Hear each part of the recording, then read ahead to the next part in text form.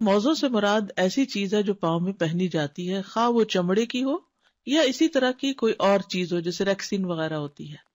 اور جراب دھاگے سے بنی ہوئی یا اون سے بنی ہوئی یا ریشم سے بنی ہوئی. اب نبی صلی اللہ علیہ وسلم نے تو موزوں پر مسح کیا تھا، تو آپ جرابوں پر کیوں شروع ہو گئے؟ ابو ہریرہ رضی اللہ عنہ سے روایت ہے کہ رسول اللہ صلی اللہ علیہ وسلم سے سوال کیا گیا تو کہا گیا، اے اللہ کے رسول، آپ کا اس آدمی کے بارے میں کیا خیال ہے جو بے وضو ہو جاتا ہے پھر وضو کرتا ہے اور موزوں پر مسح کرتا ہے، تو کیا وہ نماز پڑھ سکتا ہے؟ آپ نے فرمایا، ایسا کرنے میں کوئی حرج نہیں، یعنی موزوں پر مسح کرنا جائز ہے. یعنی آپ سے جب سوال کیا گیا تو آپ نے اس کا جواب دیا. اور جراب پر مسح کرنے کا جواز کیا ہوا کہ جرابیں مسح کرنے میں موزوں کے ہی قائم مقام ہے، جہاں موزے پہنے جاتے ہیں وہیں جراب پہنی جاتی ہے. اب گلوز پر مسح کے کوئی حکم نہیں ہے، بازوؤں کے اوپر مسح نہیں ہے، کیونکہ نبی صلی اللہ علیہ وسلم نے نہ قمیص پہ کیا، نہ جبے پہ کیا، نہ کوٹ پہ، کسی چیز پہ بھی نہیں کیا. تو اس لیے جرابیں موزے کے قائم مقام ہے، یعنی انہی جیسی چیز ہے، اس لیے اس کا جواز ہے. اور ابن حزم نے صراحت بیان کی کہ اگرچہ جرابیں بالخصوص عورت کے لیے ریشم کی ہی کیوں نہ بنی ہو، ان پر بھی مسح کرنا جائز ہے. اب آپ حیران ہو رہے ہیں کہ ریشم کی، اگر آپ کو یاد ہو تو پہلے دلہنوں کو جرابیں بھی لال رنگ کی پہناتے تھے، اگر ریشمی لال رنگ کی ہوتی جی، بہت نرم سے چمکدار سے دھاگے کی ہوتی تھی، معلوم نہیں ریشم اس میں مکس ہوتا تھا یا ریشمی ہوتی تھی.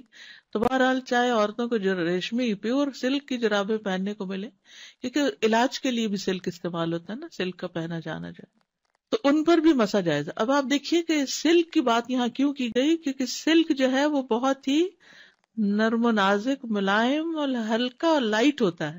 یعنی ضروری نہیں کہ کوئی چیز بہت تھک ہو، موٹی ہو، پھر ہی ہو، یعنی پاؤں کو کور کیا ہوا ہو، یہ مطلوب ہے. کیونکہ مشقت کس میں ہے؟ بار بار ان کو ہٹا کے، اس کو دھو کے پھر چڑھانے میں ہے.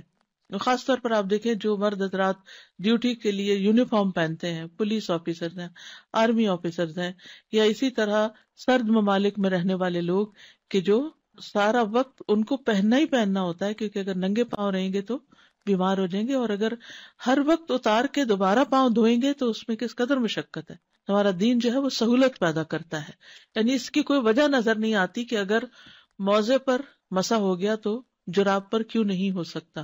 اور بعض جرابیں موزوں سے بھی زیادہ مضبوط ہوتی ہیں.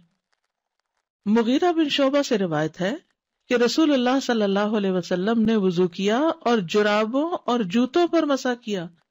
اب یہاں پر جوربین کا لفظ آ گیا ہے، ٹھیک ہے، اور پھر نعلین، نعلین جوتا، ٹھیک ہے، جوتے پر سے بھی مسا کیا آپ نے.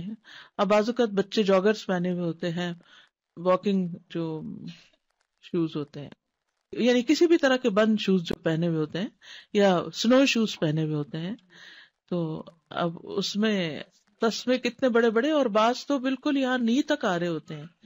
اس قسم کے بھی جوتے ہوتے ہیں، سنو شوز وغیرہ. یہ بہت سرد علاقوں میں، آپ ٹھنڈے علاقے میں رہتے ہیں مگر اس سے بھی ٹھنڈے علاقے ہیں دنیا میں جہاں مسلسل ایسی چیزیں پہننی پڑتی ہیں. حضرت انس سے مروی ہے کہ وہ جرابوں پر ایسے ہی مسح کرتے تھے جیسے وہ موزوں پر کرتے تھے. حضرت انس نبی صلی اللہ علیہ وسلم کے ساتھ کتنے سال رہے ہیں؟ 10 سال. تو انہیں نہیں پتا چلا ہوگا کہ آپ کیا کر رہے ہیں اور کیا نہیں کر رہے، وہ آپ کے حکم کی خلاف ورزی تو نہیں کر سکتے تھے. تو حضرت انس جو ہے وہ بھی جرابوں پر مسح کیا کرتے تھے. ازرق بن قیس کہتے ہیں کہ میں نے انس بن مالک رضی اللہ عنہ کو دیکھا، انہیں وضو کی ضرورت پیش آئی تو انہوں نے اپنا چہرہ اور اپنے ہاتھ دھوئے اور اپنے سر کا مسح کیا اور اون کی جرابوں پر مسح کیا. اب اونی بھی آ گئی، ٹھیک ہے. تو میں نے کہا کیا آپ ان پر مسح کرتے ہیں؟ انہوں نے کہا یہ بھی موزے ہیں لیکن اون کے بنے ہوئے ہیں، یہ بھی موزے ہیں. اور ہمارے ہاں اردو میں اون سے بنے ہوئے کو جرابیں نہیں کہتے، موزے ہی کہتے ہیں نا، ان کو بھی موزے کہا جاتا ہے. تو اس سے کیا پتا چلتا ہے کہ ہر طرح کی جرابوں پر مسح کر سکتے ہیں، پتلی جرابوں پہ بھی کر سکتے ہیں، موٹی پر بھی کر سکتے ہیں، اگر وہ تھوڑی سی اس میں سے کوئی چیز نظر آ رہی ہو تب بھی کر سکتے ہیں، ٹھیک ہے، سلکی پہ بھی کر سکتے ہیں. شریعت کی مقرر کردہ مدت تک مسح ہوگا. مقیم کے لیے اس کی مدت 1 رات دن، جبکہ مسافر کے لیے 3 دن راتیں ہیں. اوکے، مسافر 3 دن تک جرابیں نہ اتارے تو کوئی بات نہیں، 72 آورس. لیکن دوسرا 24 آورس، یعنی دن سے مراد یہ نہیں کہ جب سورج نکلے اور غروب ہو جائے تو دن ختم ہو گیا.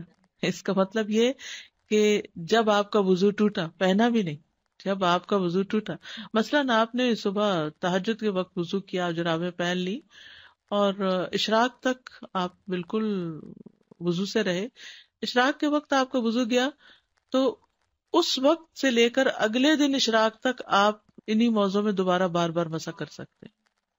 ٹھیک ہے، یعنی صرف موزے پہننے کا ٹائم نہیں کاؤنٹ ہوگا، بلکہ جب وضو، جی ہاں، اس وقت سے 24 آورس. حضرت علی کہتے ہیں کہ رسول اللہ صلی اللہ علیہ وسلم نے مسافر کے لیے 3 دن اور اس کی راتیں اور مقیم کے لیے 1 دن اور 1 رات کی اجازت دی ہے، یعنی جرابوں پر مسح کی مدت. یہ مدت اس وقت شروع ہوگی جب وضو ٹوٹنے کے بعد پہلی دفعہ مسح کیا جائے گا. ٹھیک ہے، یعنی آپ دوبارہ وضو اب کرنے لگے، وضو ٹوٹ گیا پھر مسح کرنے لگے تب 24 آور. اور اگر مسح بھی آپ نے 1 گھنٹے بعد کیا تو جب سے آپ کا پھر 24 شروع ہوگا. مقیم کے لیے اس کی مدت 24 گھنٹوں میں ختم ہو جائے گی، جبکہ مسافر کے لیے 72 آورز ہوگی.